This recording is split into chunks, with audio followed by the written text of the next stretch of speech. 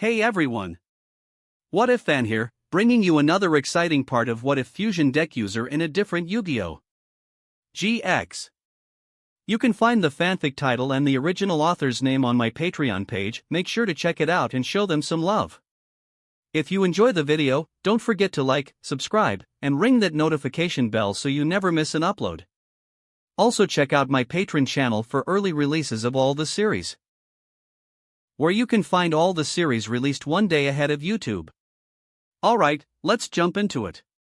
Chapter 361, the story of the brave guardian Jaden and his responsibility to protect and his new companions. Hurry, hurry. Faster, faster. Jaden was sprinting across the wilderness alone, his speed surpassing that of most athletes. He could leap several meters in a single bound, even flipping up into the trees, but still, he thought he was too slow. Too slow, too slow. Ever since arriving in this dimension, his already exaggerated physical abilities had only grown stronger. But he didn't care about that. All he cared about was one thing: dueling and happiness. At first, he had been having a blast, traveling, adventuring. But a duel against the legendary Flame Lord in a spirit village had cast a shadow over his heart. Then came the invasion of the Dark World, which left his head spinning. Almost instinctively, he began protecting the ordinary students, trying to keep them safe. Thankfully, Kaiba Corp and the senior students from the academy had responded quickly. When he later checked the academy forums, he found that the rescue operations had gone smoothly, with very few casualties. Thanks to Amaki Hikaru's warning, most students in the Fusion Club were unharmed. Only people like him, wandering recklessly in the wild, were in real danger. But not acceptable. Not a single one. He made that vow in his heart. This event had been the final project of the principal he respected, Principal Shepard, before retiring. A tournament uniting Duel Academy students from all over the world, even featuring many professional duelists. He didn't want this final effort to be marred by misfortune. Principal Shepard, already under fire, didn't deserve more blame. Back at the entrance exam, Jaden had been late and was going to be expelled on the spot. It was the principal who gave him a chance, letting him duel Professor Growler, which allowed him to stay. After enrolling, the principal had continued to give him breaks. That was why he had such a happy school life. Now, to see this last effort tainted, he couldn't accept it. So, he wasn't going to give up on anyone. Unfortunately, things never go how you want. Even though he had saved many people, protected many students, there were still those who didn't listen to him, who wouldn't follow. Damn it! CHCHCHHHHHH. He slid down a hill. Beside him, Avian emerged and pointed into the distance. Jaden, over there. Got it. A lone student wandering in a demon-infested wasteland was practically demon bait. Unless you were strong enough, it was basically suicide. Up ahead, he saw the student's figure. Around them, several little demons wielded pitchforks, clearly about to attack. Faster, faster, faster. He kept urging himself. Ah! The scream echoed, and Jaden's heart clenched. Though then, just as he was panicking, a few pew-pew sounds rang out. 3 cards shot out from behind a massive boulder across from him, striking the demons and bursting into flames, engulfing them. Eyes wide, Jaden landed and rolled without hesitation, grabbed the student, and shielded them with his back, taking the brunt of the flames on his clothes. An instant later, a loud boom signaled the demons' destruction. They vanished in a blaze. Jaden. The rescued student sobbed his name. It's okay. I'm here. Relieved, Jaden let go, stood up, and patted out the burn marks on his clothes. Hey! That was too dangerous. Are you okay? A voice called out, and Jaden realized someone else had appeared during his dive. A boy in denim, with a bandage over his right eye and a piercing left eye, had rushed out from behind the boulder, carrying a massive green crocodile on his back. Sorry, I just panicked, Jaden said, scratching his head and laughing. At the same time, a dark-skinned, dreadlocked boy stepped out from behind the boulder too. In his hand was a gold dual disc shaped like a pistol. Jaden figured those 3 cards must have been fired from that. Jaden moved the student behind him and greeted the two. "Hi, I'm Jaden Yuki, a second year at Duel Academy main campus." The one-eyed cowboy adjusted his hat. "South Academy rep, Jim. Jim Crocodile Cook." Then he pointed to the crocodile behind him. "This is Shirley, my family. Axel Brody. Just call me Axel." "West Academy rep," the dreadlocked guy said, reloading his pistol. All 3 were the same age. "Oh." Jaden's eyes lit up. 2 Academy reps at once? Lucky me. "Jaden, what are you doing out here?" "This place is dangerous," Jim said. "Well." Jaden looked back at the student. "I've been searching for stragglers nearby. There's a camp over there, and today I heard someone was out here, so." "Not quite true." He told a small lie. Surely the crocodile let out a grunt, and Axel raised an eyebrow. "Ah, we can talk later." Jaden kept smiling. "What about you two? Lost? I have a map. You can head to the nearest checkpoint." The two exchanged a glance, then shook their heads. "Actually, we just came from a dual spirits place and don't know what's been going on," Jim said. "We figured we should get some information first." "An isolated zone? Is anyone still there?" Jaden was more interested in that. "No one left," Axel replied. Jaden was about to speak when the student whispered in his ear. Then Jaden thought for a moment. "Sorry, it's not safe here. Can we go back to our camp first?" The two looked at each other again. Eventually, Jim nodded. Though it was their first meeting, and Jaden had lied right to their faces, something told them this guy wasn't bad. Meanwhile, Jaden kept walking and smiling, but in his heart, the worry only grew. Right. There were still students in isolated zones, still dueling, completely unaware of the outside world. They had to find them, too. Far above, in the distant sky, a pale door was slowly opening. Chapter 362, The March of Darkness and Light. A massive gate slowly opened within the critical nexus dimension. After it opened, 2 enormous spheres of light shot out from within. They collided repeatedly in the sky, erupting in bursts of terrifying purple lightning, sometimes slamming into the ground and carving out massive craters. At times, their clashes shattered cliff faces, sending torrents of stone cascading down. In an instant, the environment twisted into something cataclysmic. Rain, you're as reckless as ever. Grapha. What the hell are you trying to do? After several rounds of battle, the 2 spheres halted and slowly revealed their true forms. The one called Rain held a golden spear and radiated with a dazzling multicolored aura. He was the demon god Rain of the dark world. The other, Grapha, was a monstrous grey dragon shrouded in purple lightning, exhaling waves of searing heat. With wings that blotted out the sun, he was the dragon god Grapha, another ruler of the dark world. Though the two stood opposed, they both hailed from the same domain. As their fight ceased, more and more demons emerged from the Pale Gate.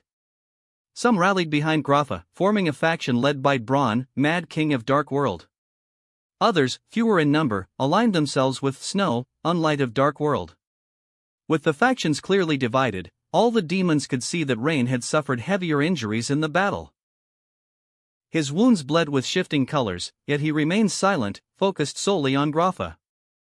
Ever since the Overlord vanished, the Dark World had fractured into 2 camps.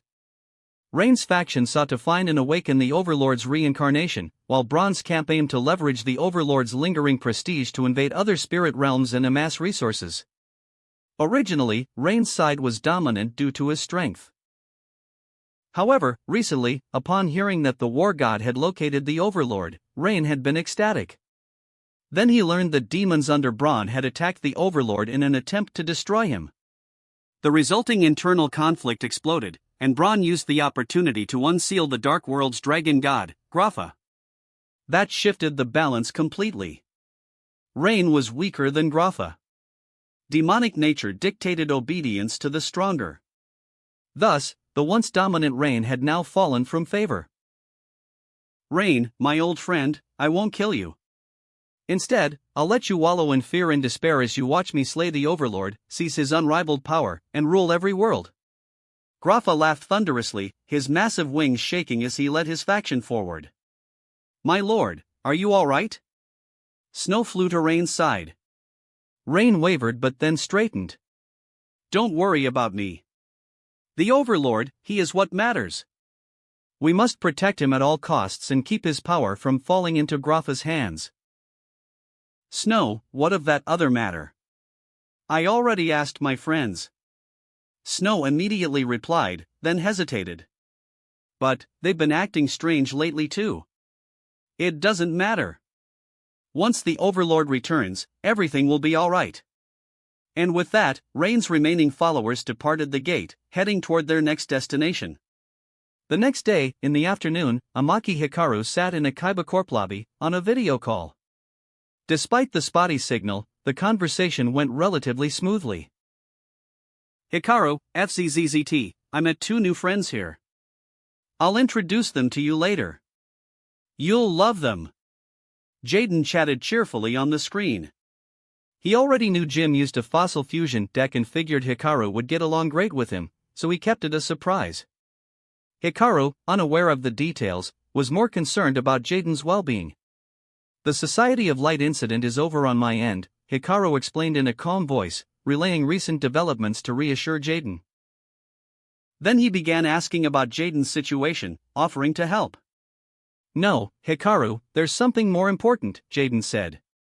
Hearing that the Society of Light had been dealt with lifted a weight off his shoulders, but he quickly moved to another topic. The sealed dual zones. There could still be students trapped in those areas, unaware of the outside chaos. If they emerged and were immediately attacked by demons, they might not survive. Jaden didn't want that to happen, so he asked Hikaru to investigate from his side. Like that Amazonas situation, huh?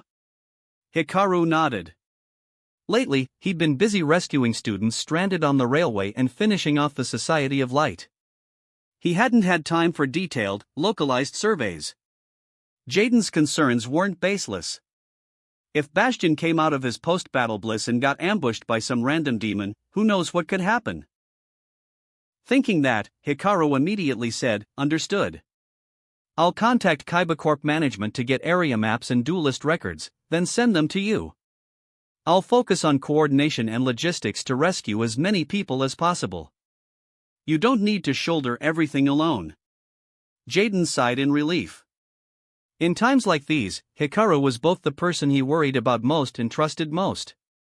He worried because if even Hikaru fell, who could he rely on?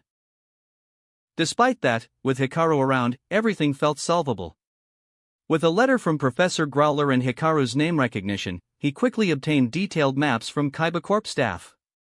He photographed them and uploaded them to the Academy Forum and White Dragon X, then sent close-ups directly to Jaden.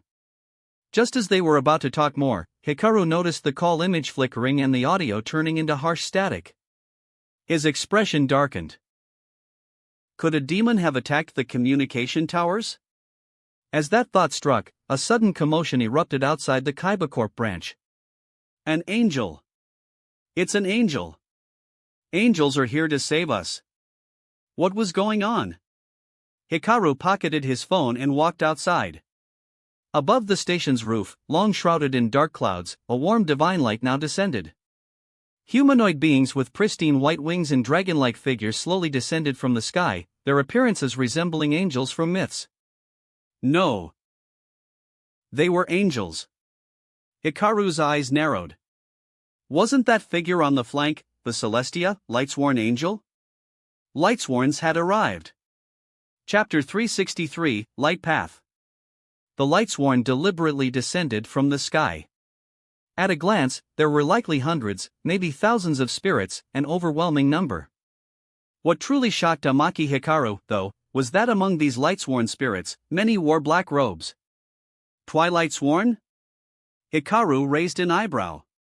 Wow, angels. Angels have come to save us. Many students were ecstatic. Influenced by portrayals in various forms of media, most people were more than willing to believe angels would help humanity. So when they saw these light-sworn spirits, they felt no fear. Indeed, the spirits did not attack upon landing. By comparison, they were quite friendly. Humans. A light-sworn dragon soared overhead, proclaiming, "We are spirits from the realm of justice. We heard the cries of this land and its suffering." It began to explain the reason for their arrival. In the light-sworn realm, they could hear prayers. When someone in dire need wished for justice, it was possible for them to hear it and descend. This time, they had come in response to the pain of this dimension, to the prayers of its people. Wow! That's amazing! So there's a dimension like that. Many students cheered with joy. However, the dragon's tone suddenly shifted. This world has already been completely invaded by the dark world spirits. With only our forces, we cannot both protect you and eliminate all demons. So, as it spoke, some of the lightsworn began to emit a faint, twilight-like glow. We will completely annihilate this dimension. Please evacuate immediately and return to your world. The excited students immediately felt as if cold water had been poured over them. They froze. A Kaiba Corp staff member immediately interjected, "That's not possible. The students are scattered across the critical nexus in different regions, and there's only one dimensional gate here. Even gathering them is dangerous with all the demons on the way. And a lot of students are still in sealed dual zones with dual spirits. They can't receive messages." Yeah. My friend doesn't even know what's going on. Besides, even if we all leave, what about the spirits here? Are you going to kill them too? The crowd erupted in protest. No one was looking at the angels anymore, they were worried about their classmates and friends. The lightsworn dragon didn't reject them outright. It looked to a few lightsworn warriors, and they chattered among themselves. Eventually, the dragon spoke again. "Apologies, humans. The demons of the dark world are a wicked force invading countless dimensions. Normally, they are scattered across realms in battles against us. However, this time, they have gathered their power in one place. Clearly, something is hidden here. They might even intend to launch a massive invasion of all spirit realms. To prevent worse outcomes, we must end it here and now, decisively. We will give you 3 days. That's the most we can offer. As for the local spirits, do not worry, we will find a way to return them to their dimensions or bring them to the realm of justice. The lightsworn, after all, were agents of justice. They wouldn't truly exterminate every living thing in this dimension. They would try to protect what lives they could. But 3 days isn't enough. Even the farthest students couldn't make it back in time by train. No way. We still have. Silence. A black-robed female general stepped forward, holding a massive, red-glowing greatsword like a fallen Black Knight. For the sake of justice, some sacrifices must be made. If you refuse to leave, we will destroy you as well. Everyone fell silent in shock. What was that supposed to mean? General Jane, this is going too far. Yeah, Jane. Even some lightsworn spirits tried to talk her down. Hikaru observed, and Tiara whispered beside him, intrigued. That spirit seems affected by that cosmic god's power. I see. Even under similar influences, results differ. That spirit seems to have just become extreme. Unlike Sartorius, no split personality. Hikaru nodded. The Lightsworn were warriors under Archangel Michael. They fought and died for justice, they wouldn't fall completely to darkness. Still, this wasn't minor either. It was like the state of the Light Monarch. After thinking it through, he raised his voice to draw the Lightsworn's attention. Lightsworn spirits, no matter what you say, we cannot accept this. For us, for our school, for Kaiba Corp, the true justice is ensuring all participants leave this dimension safely and finish the tournament. That's right, Hikaru. Amaji Hikaru. Yeah, we have Hikaru with us. His voice rallied the students. His actions had earned their trust, and now, they saw him as their anchor. Several students even shouted instinctively, "Let's duel. Let's settle this with a duel." Yeah, you all can agree to that, right? Perfect. Hikaru didn't even need to say it himself. A duel? Some of the Lightsworn exchanged glances. When differing justices cannot be reconciled, a sacred duel to determine the outcome is acceptable. That human seems well respected. He must be the leader among these human warriors. Then, let me do it. Jane swung her cloak and slowly descended from the sky. The other spirits followed her down. She unfurled her cloak and planted her greatsword beside her. It slowly morphed into a black dual disc with red patterns, which affixed itself to her arm. Hikaru stepped out of the crowd onto the duel field, activated his dual disc, and slotted in his deck, which began to shuffle automatically. The rules are standard one-on-one duel, a massive Lightsworn dragon announced from above. The victor shall gain greater authority. If you win, we will aid you. If you lose, you must withdraw from this dimension and avoid the war. So, humans, do you accept this man as your representative duelist? No one objected. Then, let the duel begin. Hikaru, LP, 4000. Jane, Lightsworn Paladin, LP, 4000. Chapter 364, Blind Justice. My turn. Hikaru drew a card, glancing at his hand and raising an eyebrow subtly. Since his duel with Sartorius and the Light Force, his deck had undergone another evolution. Though it still retained his core cards, the power it now contained was on a completely different level. Let's start with this one. Normal Summon, Elemental Hero Prisma. Elemental Hero Prisma, Level 4 Elite Warrior, 1700 ATK. Prisma's effect: I reveal a fusion monster from my extra deck and send one of its listed materials from my deck to the graveyard. Until the end phase, Prisma's name becomes that material. I send Thunder Dragon from the deck to the graveyard. This turn, Prisma is treated as Thunder Dragon. He revealed the card for Jane to see, then activated another spell card, Thunder Dragon Fusion. This lets me return thunder monsters listed as fusion materials from my field, graveyard, or banished zone back to the deck to fusion summon a thunder fusion monster. I return Prisma on the field and the Thunder Dragon in the graveyard to the deck, fusion summon Thunder Dragon Colossus. Garor. The little Thunder Dragon, tempered by trials, roared with pride as it appeared. Thunder Dragon Colossus, Level 8 Dark Thunder, 2600 ATK. Thunder Dragon. Never heard of that one, Jane muttered with a tinge of surprise. The Thunder Tribe was one of the allied realms of justice. That said, even they had never heard of this monster. Senior Hikaru is a duelist who pursues ultimate fusion. He's even achieved fusions no one in the world has seen before. He's the most fusion of fusionists, someone explained to the dimensional newcomers. The most fusion of fusionists? Some Lightsworn spirits exchanged glances. They were familiar with combining powers across dimensions. Fusion was nothing new to them. Having a duelist like this as an opponent, they found it agreeable. I set 2 cards and end my turn. Hikaru evaluated the field, smiled lightly, and placed 2 cards face down. He knew the Lightsworn archetype well. As pioneers of graveyard-focused decks, they remained popular in mill control builds, sometimes teaming with Tearlaments.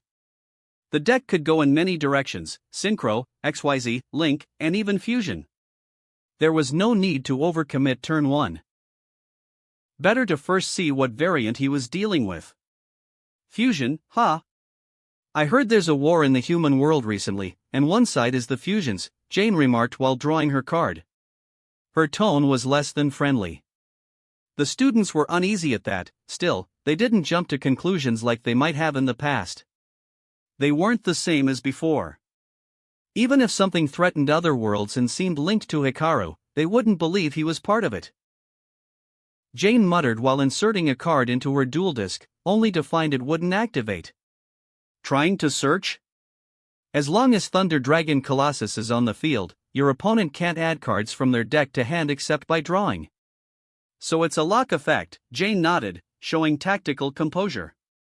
In that case, if it's just drawing, Colossus can't stop me. I activate the spell card, Solar Recharge. Discard one Lightsworn monster to draw 2 cards, then send the top 2 cards of my deck to the graveyard. What? That works? Of course. Colossus only blocks searching. Its real strength lies in its destruction protection. Despite that, Hikaru doesn't have any thunder monsters in his graveyard, right? True. Many students murmured with surprise. Jane drew 2 cards and sent the top 2 from her deck to the graveyard. Why send your own cards to the graveyard? Some students still didn't get it. Jane glanced down. Wolf, Lightsworn Beast. When sent from deck to graveyard, it special summons itself. A silver-white werewolf warrior emerged. Wolf, Lightsworn Beast, level 4 Light Beast Warrior, 2180k. Oh. I see. The crowd caught on. Normal summon, Lumina, Lightsworn Summoner. Jane's teacher. Hikaru chuckled. Lumina, Lightsworn Summoner, level 3 Elite Spellcaster, 1080k. Lumina's effect. Discard 1 card, then target 1 level 4 or lower Lightsworn monster in your graveyard, special summon it. She discarded charge of the Light Brigade and revived the monster she had milled earlier. Special summon, Raiden, Hand of the Lightsworn. Raiden, Hand of the Lightsworn, level 4 Elite Warrior, 1780k. Raiden's effect: during your main phase, send the top 2 cards of your deck to the graveyard. If any are Lightsworn monsters, Raiden gains 280k until the end phase. She sent 2 more cards. That's the Lightsworn playstyle, pile on graveyard resources to overwhelm. One was Felis, Lightsworn Archer. Raiden's ATK increases by 200. Raiden, ATK, 1700-1900. Felis's effect: if sent from deck to graveyard by a monster effect, special summon it. Felis, Lightsworn Archer, level 4, Light Beast Warrior, 1100 ATK. With just 1 card from hand, Jane had summoned 4 monsters to the field. Whoa, 4 monsters in the blink of an eye? That's insane. Barely used any hand cards and just kept thinning her deck. Still, even if she has more monsters, their ATK still isn't higher than Colossus. A dragon soared above the student and chuckled. Not so fast. For justice, General Jane has trained long and hard. Jane raised 2 monsters. I tune level 4 Felis with level 3 Lumina. Tuning? Wah! Synchro Summon. Level 7, our commander, Archangel Michael. A gold-armored archangel descended with wings unfurled, surveying the battlefield. Michael, the Arch-Lightsworn, level 7 Light Dragon, 2600 ATK. Same ATK. Is she going for a crash? But if she attacks directly with Wolf and Raiden, that's over 4000 damage. Justice shall not die, only vanquish evil. I pay 1000 LP to activate Michael's effect, target 1 card on the field, banish it. Jane, LP, 4000-3000. Michael pointed his sword of light at Thunder Dragon Colossus. The holy glow enveloped Colossus, phasing it out of existence. Ah! Damn! They had hoped Hikaru could send a thunder monster to the graveyard to protect Colossus, though instead, it was outright banished. Is that all? Jane scowled. In that case, return to the human world. Battle. Wait. I activate trap card, chain material. Ha! If I fusion summon this turn, I can banish fusion materials from my hand, deck, field, or graveyard instead. But the fusion monster is destroyed at the end phase, and I can't attack this turn. Jane knew this card. It was an old one. Despite that, it was unexpected from a duelist pursuing ultimate fusion. Next, I activate another set card, quick play spell, Flash Fusion. I send fusion materials listed on a fusion monster from the field to the graveyard and fusion summon it. The monster is destroyed at the end phase. Two destroy at end phase clauses effectively cancelled each other. Thanks to chain material, I can banish materials from my deck. I banish Predaplin Clemenosundu and DD Scout Plane from my deck. Fusion summon. Hikaru clasped his hands. The earth churned, vines erupted across the dual field, and a giant blossom emerged. Level 7, Predaplin Chimeraplegia. Predaplin Chimeraplegia, Level 7 Dark Plant, 2500 ATK. A plant fusion monster now? Jane frowned. But it only has 2500 ATK. Battle resumes. Michael, attack. Jane didn't hesitate. She didn't even consider another play. She ordered Michael to strike the lower ATK Chimeraplegia. Some students and staff exchanged looks, they knew what was coming. Nearby Lightsworn spirits grumbled. What was she thinking? General Jane, I deeply respect the Lightsworn's devotion to justice and protecting the weak, however, recklessly charging forward in the name of justice, is that really justice? It lacks reason, and may only worsen the situation. Chimeraplegia's monster effect activates. What? Jane blinked. When it battles an opponent's face-up monster, during the attack declaration, that monster loses 1000 ATK, and Chimeraplegia gains 1000 until the end phase. Chimeraplegia, ATK, 2500-3500. Michael, ATK, 2600-1600. Jane's pupils contracted. Then she opened her mouth wide and shouted. Crap! Chapter 365, Embracing More Fusion. Archangel Michael swung his sword skillfully, clashing with the monstrous Chimeraplegia. But just as he was about to strike the finishing blow, the monstrous blossom suddenly surged in power, swelling in size and revealing its trap-like form of ferocious predator that devoured the angel whole. Jane, LP, 3100. Jane shielded herself from the aftermath of her monster's destruction. As her life points dwindled, her expression hardened. A trap tactic, baiting the unaware into attacking? A clever strategy, she admitted, regaining her composure quickly. Michael's effect. When destroyed, I can target any number of Lightsworn monsters other than itself in my graveyard, return them to the deck, and gain 300 LP for each. Archer, Dragon, Summoner, and myself.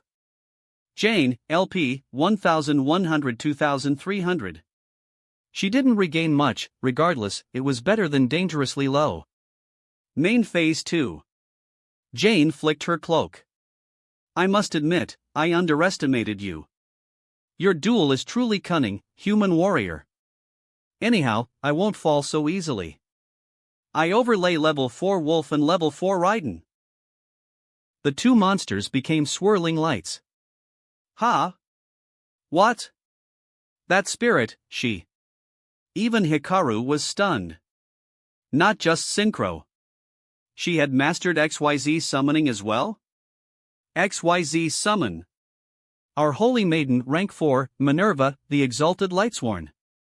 A pristine owl soared skyward, shedding feathers that rained down gently as a pure white girl descended, leaning softly on her scepter. Minerva, the exalted Lightsworn, rank 4 Elite, Fairy, 2000 ATK, XYZ materials, 2. Minerva's effect. Detach one material, send the top 3 cards of my deck to the graveyard. Jane drew and sent 3 cards. If any are Lightsworn cards, I draw that many cards. One was Lightsworn Judgment, so I draw 1. Then, Lightsworn Judgment's effect, if sent to the graveyard by a Lightsworn monster effect, add 1 Judgment Dragon from deck to hand. She deliberately retrieved a high-level monster from her deck. The audience couldn't see it clearly, though from the stars on it, they could tell it wasn't just any card. I set 1 card and end my turn. She flicked her sleeve and pointed at Hikaru. True, chain material is a powerful fusion support card, but such strength always has risk. At the end phase, your fusion monster will be destroyed. On the field, Chimeraplegia was already wrapped in chains, being pulled into the graveyard. No, Hikaru shook his head. The only problem with a powerful card is that it's not powerful enough. If it has risks, it simply means it's not strong enough. End phase, DD Scout Plane's effect activates. If banished, special summon it in attack position. A strange prototype machine slowly descended from the sky. DD Scout Plane, Level 2 Dark Machine, 800 ATK. Then. My turn. Draw, and now, Chimera Flesia's effect. If sent to the graveyard, during the next standby phase, add one fusion spell card from deck to hand. Jane flinched. Any fusion spell? Incredible. Is this the pinnacle of fusion? One Lightsworn spirit murmured. We, the realm of justice, fight endlessly for righteousness and the weak. Even in death, we never fear. I never expected a duelist or monster from another dimension to mirror that resolve. Hikaru heard their voices. The realm of justice, created by Archangel Michael, was like a Valhalla for Lightsworn. As long as the realm existed, its warriors could revive again and again through the light. That's why Lightsworn decks excel at milling. I add instant fusion to my hand, Hikaru said, eyes narrowing. The card spun out of the deck like a dart. He caught it midair. Instant fusion? Why that one? Someone wondered aloud. What do you mean? Instant fusion summons a monster that can't attack, right? Minerva only has 2000 ATK. If Hikaru just summoned a stronger monster, he could end the duel. Yeah. Serena clasped her hands behind her head. A year ago, she might have asked the same. Although now, she knew better. Like commanding an army, Hikaru said, glancing at the new card. A general must know both his enemy and his terrain to fight effectively. Fusion is the same. To pursue ultimate fusion, one must understand more. Only then can we reach greater heights. He hadn't forgotten Minerva's last will effect. He wouldn't let her be destroyed. I pay 1000 LP to activate instant fusion and summon level 1000 Ice Restrict. The long-absent evil god twisted its body, glaring with its many eyes as it floated before Hikaru. 1000 Ice Restrict, level 1 Dark Spellcaster 0 ATK. TCH. Jane clicked her tongue. Right. If Minerva is destroyed, she mills 3 and can destroy opponents' cards depending on how many Lightsworns are sent. But even if 1000 Eyes Restrict reaches 2000 ATK, it doesn't matter. As long as it's on the field, you can only attack with one monster. And since it was summoned by instant fusion, it will be destroyed at end phase. Hikaru nodded. That's true. That said, it's not that simple. First, I activate 1000 Eyes Restrict's effect Absorb Minerva. A sinister purple glow engulfed Minerva as she was devoured. Then, spell card, Fusion Substitute. This card lets me fusion summon using monsters on my field. Ha! Jane blinked. What could you even summon with those? 1000 Eyes Restrict and DD Scout Plane were both distinctive but hardly seemed compatible. Yeah, what could those fuse into? Murmured the students. Fusion materials, any 2 dark monsters on the field, excluding tokens. I fused the level 1 Dark 1000 Eyes Restrict and the level 2 Dark DD Scout Plane. Wings of fusion, spread wide. Embrace the ultimate form of fusion. Fusion summon. A purple light flared behind Hikaru, growing ever brighter. Level 8. Starving Venom Fusion Dragon. Chapter 366, Fusion Dragon's First Appearance. A black-purple dragon slowly appeared behind Amaki Hikaru. Its grotesque body resembled something out of a horror film, covered in strange, orb-like crystalline nodes. Despite its eerie form, its sleek contours gave it an unnatural beauty. As the massive dragon descended, its slender wings unfurled. Beneath its bony structure, purple light formed luminous feathers, illuminating Hikaru. Starving Venom Fusion Dragon, Level 8 Dark Dragon, 2800 ATK. Serena stared, struck by an uncanny sense of familiarity. Starving Venom. Fusion Dragon? Fusion?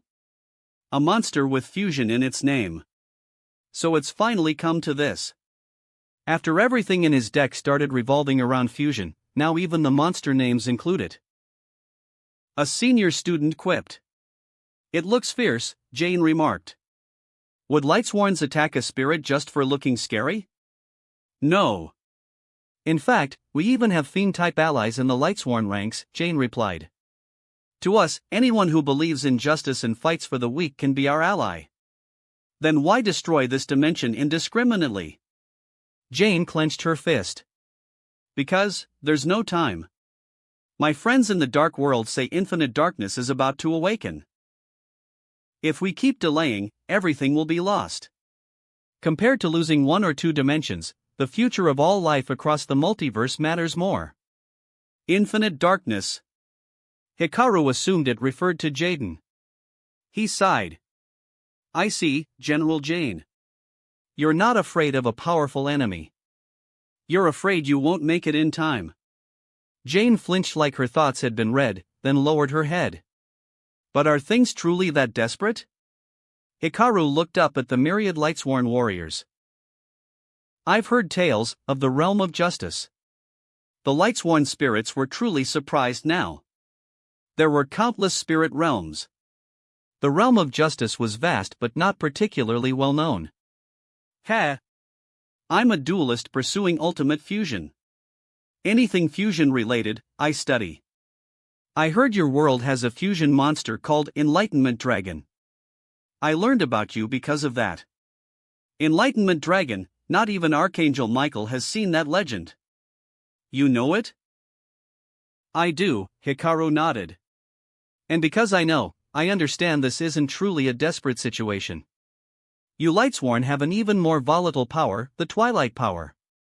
When you resolve to eradicate an evil force, you don your dark robes and go to war. Even immortal Lightsworn warriors fall during such campaigns, because the price of using Twilight is sacrificing that endless revival. Right? He gestured to the army of angels and dragons. Only a few of you are Twilightsworn. Even you, General Jane, haven't used any Twilight cards this duel. Deep down, you know.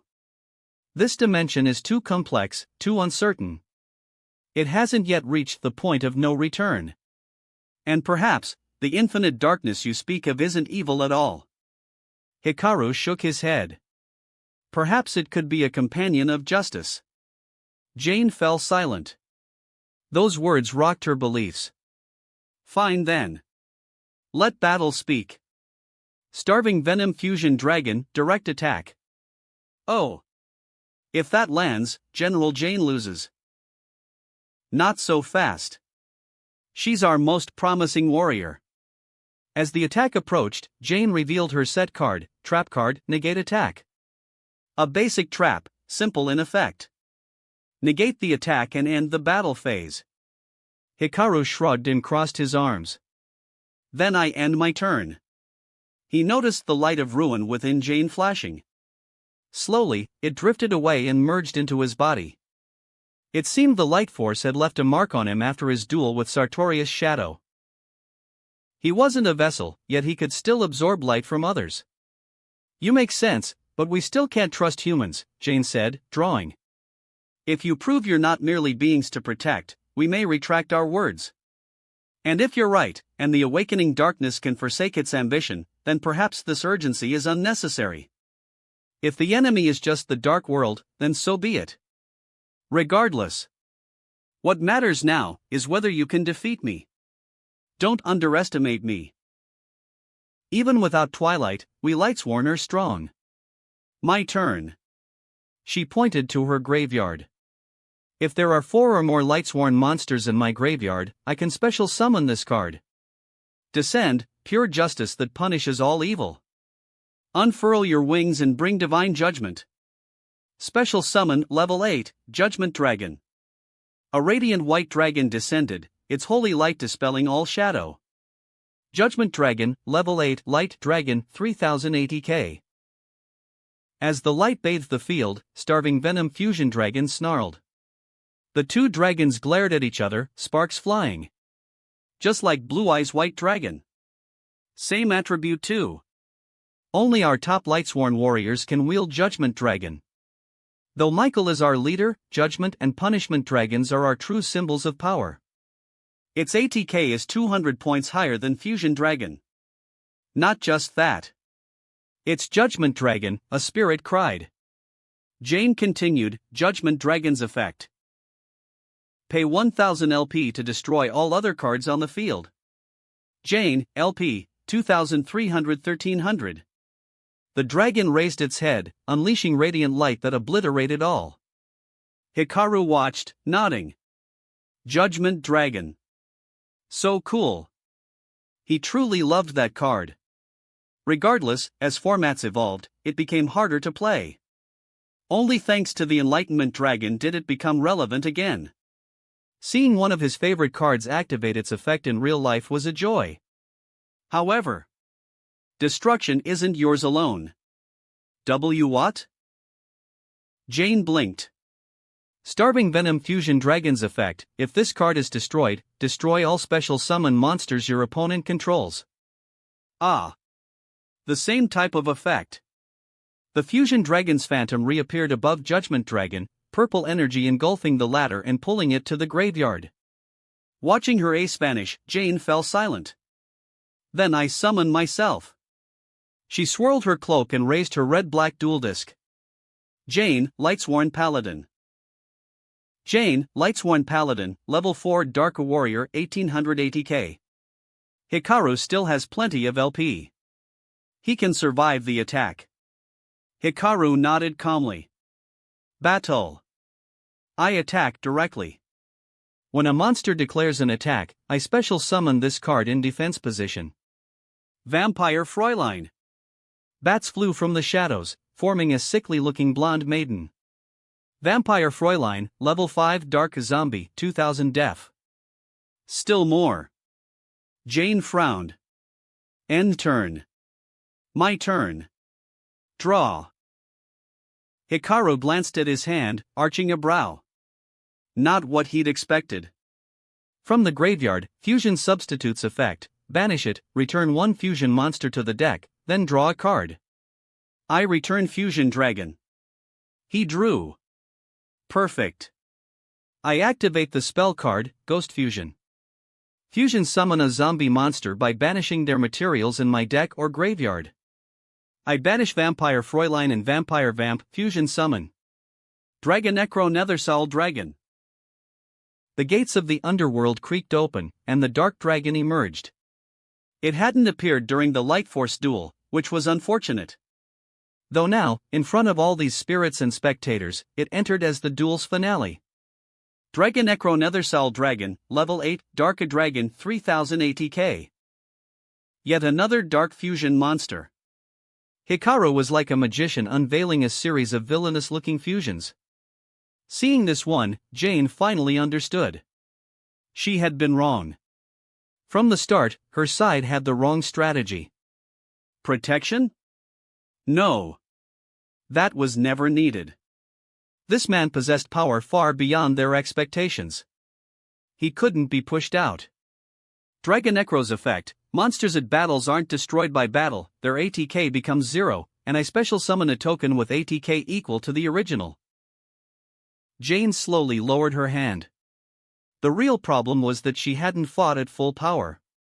Dragonecro, attack.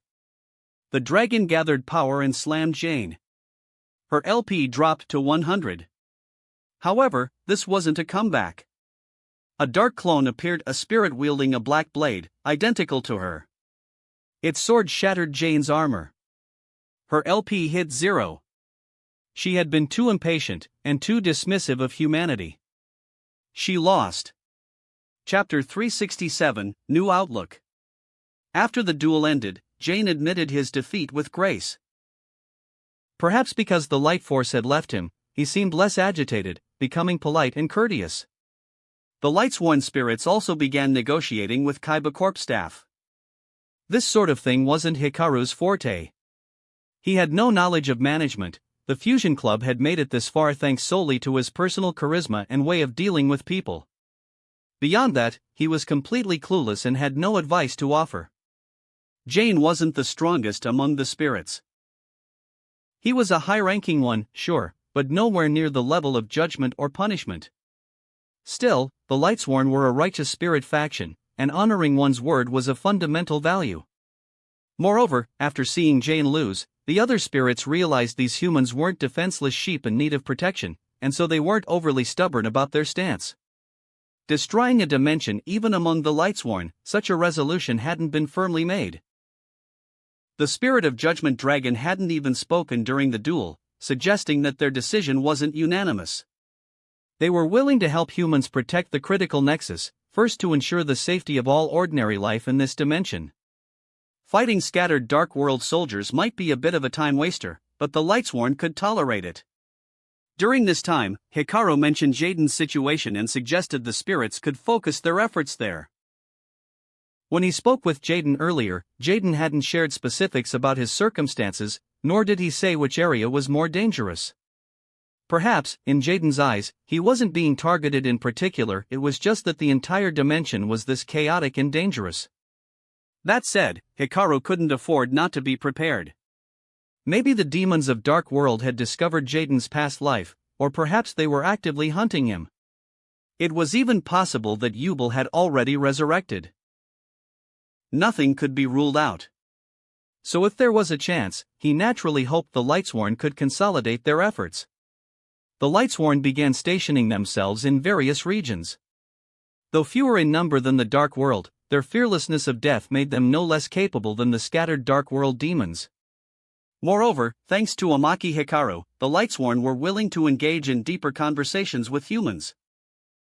Many Lightsworn were even open to dueling humans to choose a partner they liked. For the students, this was absolutely fantastic news. After all, the core purpose of the GX tournament was Principal Shepard's way of giving students motivation, seeing how unmotivated they'd been. As long as they explored this dimension, there was a chance to meet a spirit they could truly connect with. That bond might make them stronger and change their academic standing. The Lightsworn were just the kind of faction Principal Shepard had hoped for. First, they didn't care which dimension they were in. Even the leaders among them could leave the realm of justice and take up permanent residence in another dimension, because their pursuit was justice itself. No matter where it was enacted, justice remained their goal. Second, their standards for duelists were broad. As long as someone was willing to walk the path of justice with them, even without overwhelming strength, they might be acknowledged and granted the Lightsworn's power. Third, the Lightsworn had an intense moral purism. If one formed a partnership with such a spirit, whether as a teacher or a parent, it would be reassuring. A companion like that meant the Academy's education hadn't gone astray. All in all, it was nothing but beneficial. More importantly, individual Lightsworn spirits were quite powerful. A single regular warrior could take on 2 or 3 Dark World foot soldiers, they were reliable. If it weren't for Selena's dislike of the Lightsworn archetype, Amaki Hikaru would have recommended she give it a try. Of course, if he could encounter the Enlightenment Dragon, he'd be thrilled. In essence, everything was proceeding in an orderly fashion. With the Lightsworn joining the effort, the situation at the critical nexus steadily improved. Amaki Hikaru contacted Atticus and Jaden and confirmed their areas were stable as well. Everything seemed to be moving in a positive direction. But Amaki Hikaru knew all too well that this might just be darkness lurking beneath the surface. Yubel. She was definitely there. She had definitely begun to act. The only uncertainty was when she would make her move, and who she would target first. Would it be Jessie? Or Chaz and the others? Yubel was a spirit driven by madness and obsessive desire. Especially after being infused with the light force, her inner sickness had fully awakened. Where once she indiscriminately attacked anyone close to Jaden, now she might go so far as to harm everyone, just to monopolize his love. Hikaru furrowed his brows, clearly worried, but he didn't stop what he was doing. Because there was another possibility. So there was no need to dwell on it. He opened a slip of paper with several notes. Southeast of the forest zone was a cave, supposedly a hiding place for duelists. It wasn't clear if anyone remained inside, so Amaki Hikaru needed to check it out. Most solo rescue missions had been taken by Aster. Scattered tasks were left to the Sartorius siblings. Though Sartorius himself had only recently awakened and his precognitive abilities had weakened since the light force left him, he could still foresee the future to some extent and narrow down target areas. Only locations like this, remote and dangerous, Amaki Hikaru couldn't overlook. Fortunately, Jane the Twilight Swan Paladin had accepted the mission to guard Kaibacorp's base, so Amaki Hikaru didn't need to stay behind. He decided to go on this mission. Before he could leave, Selena stopped him, wanting to come along. After some thought, he agreed. With Tiara beside him, ready to unleash partial power at any moment, it was certainly safer than relying solely on the Lightsworn in Kaibacorp. No matter where the card came from or if the Path of Souls had been walked, as long as the card was in Amaki Hikaru's hands and Tiara was by his side, it was essentially a card-type nuke. With Infernoid Tiara, Hikaru rarely needed to worry about a spirit's strength. He retrieved a vehicle from Kaibacorp, and Tiara summoned a demon. He and Selena boarded the car and flew toward the forest zone. As they left, an invisible ripple shimmered across the sky above the critical nexus, as if light were descending. At the same time, a strange shadow silently followed after Amaki Hikaru. A chilling voice echoed alongside the shadow, slow and intangible. It was a voice full of resentment and obsession, of madness and tenderness, of possessive love. In the car, Hikaru instinctively glanced at the sky and gently furrowed his brow. Chapter 368, Two Agents. In a shattered dimension. A boy in a military uniform and wide cloak, with purple hair, walked jauntily past a row of stasis capsules, hands behind his back. This boy was Yuri, a core soldier of the Fusion Army. After the Fusion Army's blitz on Shinsun failed, losing many labs and bases, the remnants could only struggle to survive. But in that moment, Yuri's quick reflexes allowed him to capture someone Leo Akiba was after. His other daughter, Lulu Obsidian. From the instant Yuri saw her, he knew this was the daughter the professor was searching for. After all, aside from the hairstyle, she looked exactly like Selena. Yuri didn't quite understand why the professor had daughters across different dimensions, or why they all looked identical. Maybe they were multiples, but even that seemed unlikely. Not that it mattered to him. A year ago, he'd seen Selena training in a lab with dual spirits. Back then, he simply assumed the professor valued his daughter highly, and he even felt a bit envious. However, now, after seeing him attack one world and abduct his daughter from another, that envy vanished. Maybe the professor had some twisted ideas. Yuri didn't care. He glanced at Lulu through the glass of the stasis pod, tilted his head slightly, and walked away. Because of his achievement, Yuri's rank in the Fusion Army rose even higher. Though he was already second only to one, he now had complete freedom to wander the base. After the last retreat, the Fusion Army released many controlled spirits, leaving the interior hollow and sparsely guarded. The sacred beast's power couldn't be sustained, making the atmosphere feel cold and empty. Still, as he passed a soldier, Yuri suddenly stopped. "Hey, you!" A flicker of purple light flashed in his eyes. Unlike Amaki Hikaru, his gaze was full of aggression and destruction. A strange violet aura shimmered behind him. "Why yes, sir," the soldier stammered. "You came from the professor, didn't you?" "Yes." "Don't tell me, you've got that fun little power on you? The one with numbers?" "Why yes." Yuri smiled dangerously. He raised his right hand, curling it into a loose fist, then gave a light cough and said softly, "How interesting. Want a duel?" "And no. The professor specifically ordered me to carry out this mission. I have to recover the resources before anyone notices."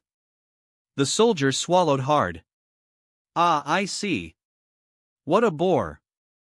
Go on then." The soldier exhaled in relief. Though drenched in sweat, he dared not show a hint of impatience. He bowed twice, spun around, and bolted, afraid to linger even a second longer. Yuri waved his right hand lazily in the air, still smiling. "Take care on the road." Even after the soldier disappeared, his smile didn't fade. Like a robot, it remained fixed on his face. He lowered his hand, tilting his head again. Since the failed blitz on Shinsun, Yuri had sensed something off about the fusion army. Though that didn't really matter to him.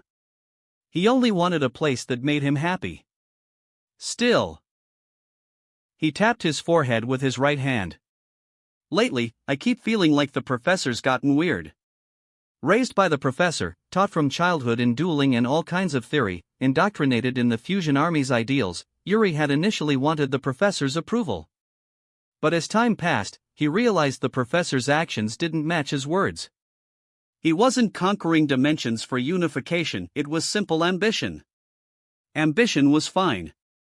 Whatever. They were all the same. What bothered Yuri was how the professor's power and thoughts had grown stranger. Ever since talking with that guy from the XYZ dimension, he seemed even more chaotic. Destroy other dimensions, grow stronger, rule more people? Sure. Whatever. That said, wanting everything? That was just weird. How could the world work that way? That duelist from the XYZ dimension was just boring. So dull, completely dull. Disappointment colored Yuri's face. Though the light force within him had grown stronger, it hadn't influenced his thinking. Yeah, it's only fun if I follow my own ideas. The professor was old. He'd failed once. Lost his drive. Yuri chuckled softly, turning around. Light force spread across him, amplifying his terrifying purple shadow. He had long since figured it out. No need for complications. Just duel. Use duels to make everyone in the world your friend. Use duels to turn everyone into cards. Then you'd be the only one left in the world. No more doubts. That would be fun. Now that was fusion. He absorbed the light force back into his body. He wouldn't give power to anyone else. He would devour everything. Although for now, he'd play alone. At least the numbers were amusing. Days later. Light and darkness, mingled by wind, flowed into a river, then surged into the forest. Hikaru shielded his head with a hand and checked their heading. It had been 2 days. They had reached the forest zone. Though they encountered a few Dark World demons, Tierra easily dispatched and purified them, saving their remains for material components. Hikaru considered detouring to find the Aromage mages and asking about their situation. However, since they were already here and Aroma Garden didn't seem compromised, he decided to proceed toward the cave. They descended slowly from the sky and reached the cave entrance noted in the records. Hikaru unfolded a map and double-checked it. A labyrinthine cave system. He looked up and saw a small wooden sign by the entrance. Looks like this is the place. He called to Selena. The two stepped into the cave. At the same time, that intangible presence quietly slipped in with them. Chapter 369, Mysterious Cave. They stepped into the cave. A wide, sloping passage stretched ahead, descending steadily. The walls were dotted here and there with sticky, slimy substances that gave off a faintly nauseating vibe. Hikaru held a glowing card in hand, using it like a flashlight to illuminate their way forward, or rather, downward. After a while, the cave grew brighter. Fluorite crystals embedded along the walls lit the space with a gentle glow. As they ventured deeper, voices reached their ears. Not many, just 2 or 3. And they sounded familiar. The further in they walked, the clearer the voices became. The cave brightened further. At last, after a long trek through the passage, the space opened up into an enormous underground cavern. It was massive, stretching beyond sight. By rough estimate, it might not even be smaller than the forest zone. In the distance, Hikaru spotted several students sitting on the ground, locked in an intense discussion. So why didn't you fuse into Ultimate Ancient Gear Golem back then? Didn't have the materials. I don't run that many ancient gears. Then use Gaia the Dragon Champion. I didn't have the materials either. You had Monster Reborn and brought back a gladiator beast. They chattered endlessly, completely unaware of Amaki Hikaru's approach. Huh? Selena blinked in surprise. Hikaru let out a small sigh of relief. At least they were safe. Compared to the outside, this place was remote and sealed off. Even Dark World demons hadn't noticed it. Alexis! How have you guys been? Hikaru called out. Hearing his voice, the students turned toward the cavern entrance. Hikaru and I? Captain! Dimitri jumped to his feet and waved. Captain. You guys came too? The trio were Fusion Club members on rotation duty, usually manning the club's bar desk. They had a good rapport with Hikaru and were traveling together in the critical nexus. From a distance, Hikaru could already see that Dimitri had 3 badge marks. He should be able to pass the exam smoothly. Hikaru chatted with them for a bit, asking how things had been and explaining why he came looking for them. When they heard about spirit attacks on humans, the 3 were shocked, grateful and a little shaken. Grateful because they'd stayed in the cave, dueling the spirits here, and didn't know what had happened outside. Shaken because they were nearly out of food. Had Hikaru come a day or 2 later, they would have had to venture out, unaware of the dangers, and might have been ambushed unprepared. Since this was underground, Kaiba Corp's communication systems hadn't reached here, so they'd been cut off from the outside world, unaware of the chaos, just dueling with the local spirits. But when Hikaru asked what kind of spirits these were, the 3 clammed up. You'll love it, Captain, they said mysteriously. Since the captain's here, Dimitri, how about we stay and challenge them another day? No way.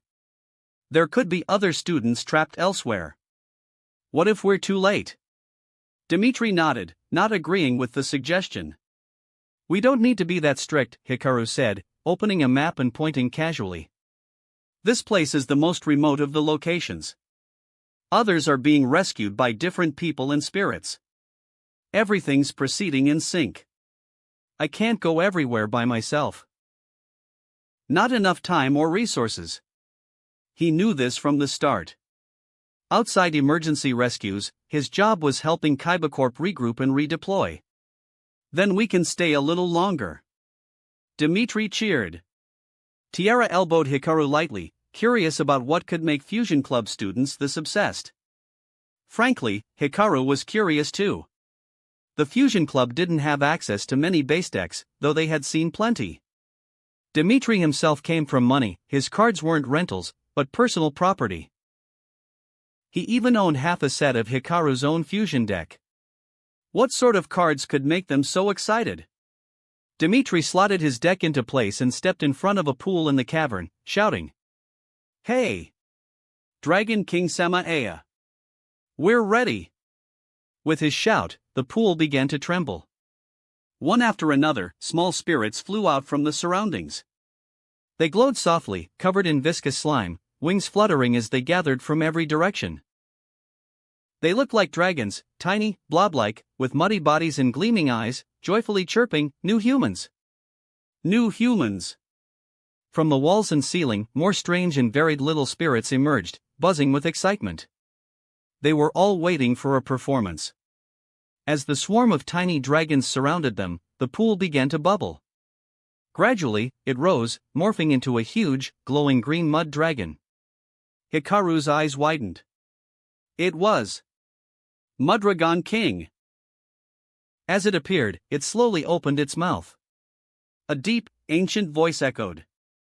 Humans, have you come to challenge me once again? That's right. Dimitri said, eyes burning with spirit.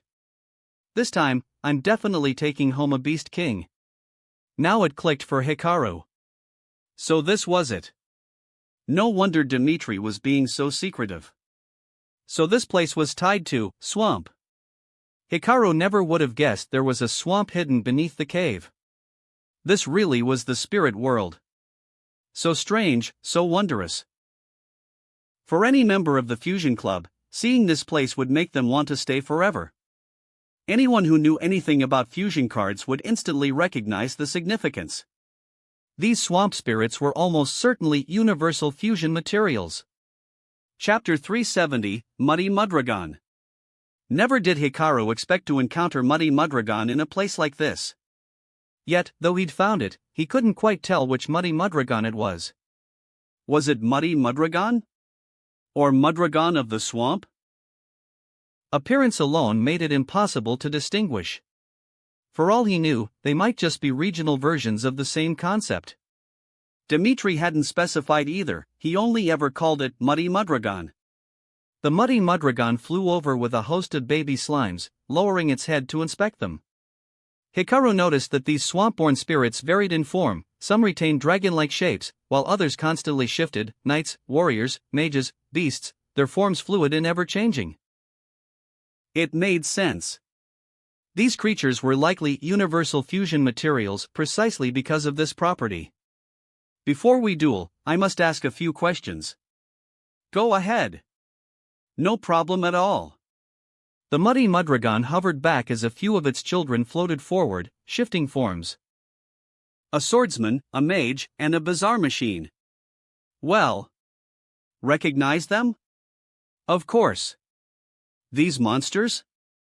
Our captains used all of them before: Flame Swordsman, Dark Magician, and the Fusion Monster Metal Dragon, right? Dimitri's memory and mimicry were top tier, he instantly identified the illusions. And so, the duel began. Having answered correctly, Dimitri earned the chance to duel the Beast King of the Swamp he had long set his sights on. As per their agreement, a win meant the spirit would follow him. They had dueled multiple times already, both familiar with each other's decks. To Hikaru's surprise, the Mudragon used a hybrid deck packed with a hodgepodge of fusion monsters. Kind of like your style, Tiara remarked. Hikaru nodded. Though the specific fusions and materials differed, the theme was mixed fusion chaining, undeniably similar. So was Dimitri's deck. After dueling Hikaru and watching him battle the sacred beasts, Dimitri had joined the Fusion Club and studied fusion mechanics on his own. Unlike most students who built decks based on favorites, he jammed together any chain he found fun. Yes. Ancient Gears and Gem Knights from Hikaru. Heroes from Jaden. VWXYZ from Chaz. Cyber Dragons from Zane. Except for exclusive cards like Cyber End Dragon, he had basically collected every combination the Fusion Club founders ever ran. Spell card. Gem Knight Fusion. Fusing Thunder Dragon and Gem Knight Tourmaline. Outcane Gem Knight Prismora. Who knew where this guy even got his cards? Professor Growler struggled to gather rare ones, but Dimitri casually acquired ones outsiders couldn't even find. That was its own kind of talent. Moments later, the duel ended. Not bad. Muddy Mudragon floated over to Dimitri, extended a claw to his badge, and lit it with a strange liquid-like symbol. Star Rank 3, a basic low-level seal. Then do as you please, it said to the spirit Dimitri had dueled. Yes. Dimitri clasped the Beast King's hand and spun in place with joy. After days of dueling, they had grown close. With the Muddy Mudragon's approval, both were ecstatic. All right. Awesome, the other two Fusion Club members cheered. It caught Hikaru slightly off guard. Senpai, aren't you two going to challenge one too? Selena asked curiously. There were dozens of spirits around. Surely there were more opponents. Given the Fusion Club's love for fusion, why wouldn't they? We want to, but they said we lack a certain trait. The two glanced at each other and shook their heads regretfully. The Muddy Mudragon flew in front of Selena, glanced at her, and said, If you wish, you may challenge one of my children. I can. I see in your eyes a passion for fusion, it said, turning toward Hikaru and hesitating. But you. It hesitated. Human. I can't tell whether you are suited for our power. I can't even perceive your potential. It flexed its claws. There are two possibilities. Either you are wholly unsuited for fusion and should abandon this path soon. Or you have transcended ordinary humans and even spirits, your concept of fusion exceeds what I can perceive. It's gotta be the second one, the students immediately declared. That's right. Captain is our world's top fusionist, they call him the absolute fusionist. Dimitri cried out while hugging the Beast King. Oh.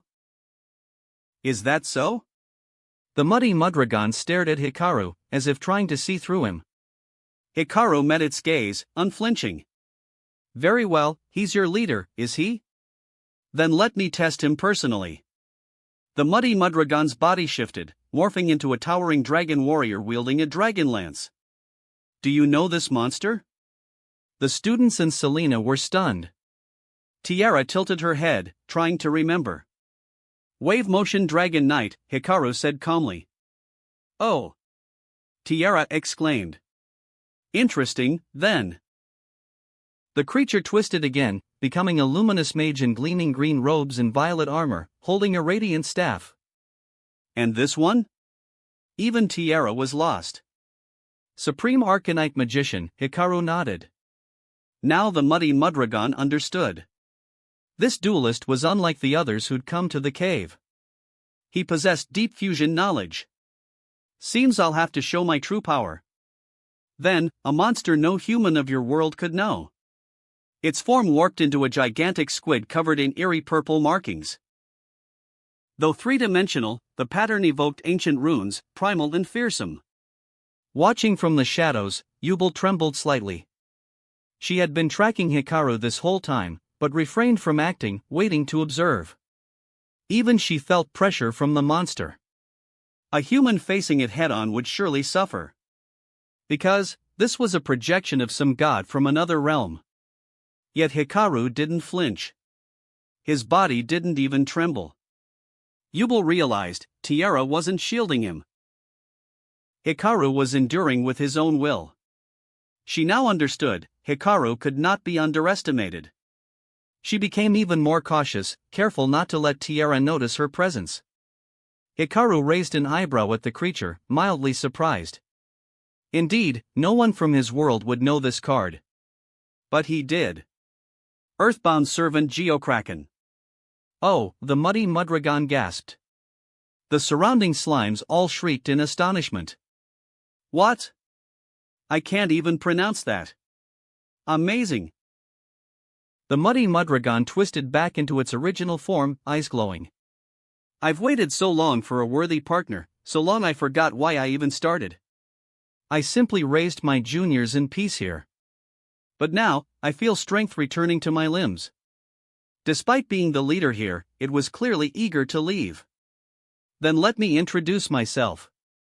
I am the third ruler of this cave, Muddy Mudragon. And you, human? Amaki Hikaru. From the human world. The muddy Mudragon landed, its swamp bubbling. The sludge flowed to its claw and shaped itself into a translucent dual disc. Then, will you challenge me, human? It raised a plaque. My duelist star rank is 7. 7 stars, one above Marjoram. But rank alone didn't dictate strength. Duels depended on matchups. I wouldn't miss it for the world. Hikaru smiled and equipped his dual disc. An unexpected thrill on a rescue mission. Duel. Muddy Mudragon, LP, 4000. Amaki Hikaru, LP, 4000. That wraps up this part of What If Fusion Deck User in a Different Yu-Gi-Oh! GX. Thanks so much for listening. As always, new parts drop every 4 days, so be sure to stay tuned. Also check out my Patreon channel for early releases of all the series, where you can find all the series released one day ahead of YouTube. If you enjoyed the video, don't forget to like, subscribe, share it with your friends, and please consider supporting the original author as well. See you in the next one.